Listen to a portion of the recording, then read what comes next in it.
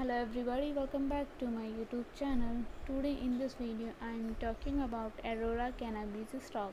In this video we talk about stock pros and cons and technical analysis and latest news about it. Stock is trading at 0.54 US dollar with 3.12% negative in a day. We can easily see stock was volatile for a day. The volume of stock was recently not high, so the fundamental stock is not better for today.